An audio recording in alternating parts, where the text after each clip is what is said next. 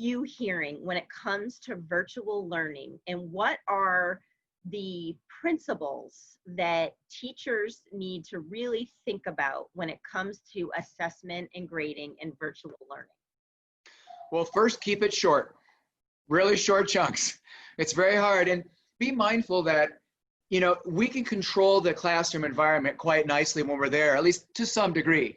We have no control of what's going on at home. And so one of the things we're leaning towards is asynchronous assessment for that summative assessment and a lot of the learning modules and the formative assessment.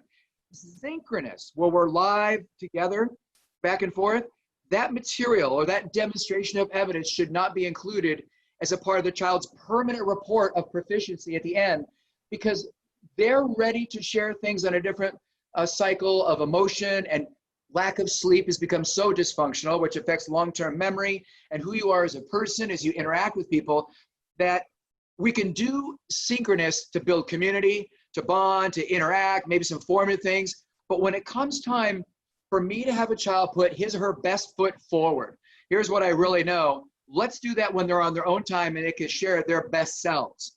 So I'm going to say majority of lessons and majority of assessment where you're getting really high stakes kind of judgment stuff, let alone diagnostic, should probably be asynchronous, not in the same timeline, because they're going to be able to do it at different timelines. They have different access to technology, all of that.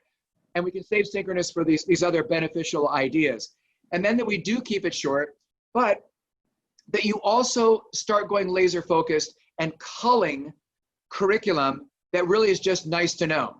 This is not the time to pad things with your favorite hobby units. So this is the time to almost get 3 levels about it, create a hierarchy. Say, in any one school year, there's usually one discipline, so all of language arts or all of physics class, whatever it is, 1 year, there's usually only 4 to 8 power standards. And there might be some subset standards inside that. But for those, we will assess over and over again. And remember, the testimony for real grade and proficiency is what a kid carries forward and can do independent of all assistance, not what he demonstrated right now and then forgot. So we're going to go back and repeatedly assess over time. We're also going to be mindful that a larger sample size increases accuracy.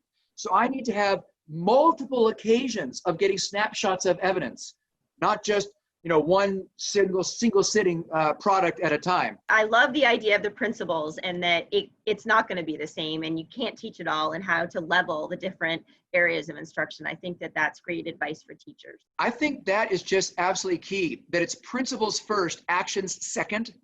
What will happen is a lot of people will get a lot of books or articles or TED Talks on assessment, and they'll just think they're a bunch of recipes for their teacher cookbook and throw stuff around, and it's not warranted. The teachers who are better serving their whole cause and students' ultimate maximum learning is they'll say, what principles at play? What do I know about cognitive science? What do I know about assessment, differentiation, grading, and so on? And then based on that principle, I can decide how to be practical.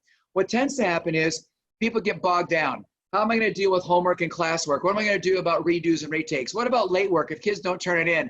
And they argue that minutia to such a reductive sense, they pull away from the larger principle and they get tired. They don't have the fortitude to see it through when at first the logistics elude them.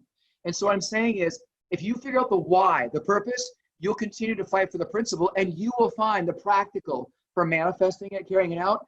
But if all you do is look for recipes for how to do assessment without looking the behind the scenes principles at that, I think you will falter, you'll lose steam, and thereby your students will lose out. So if they could just think about this, principle first, practical second, I think that they will find themselves with the stamina and the versatility or diversified thinking to make it through.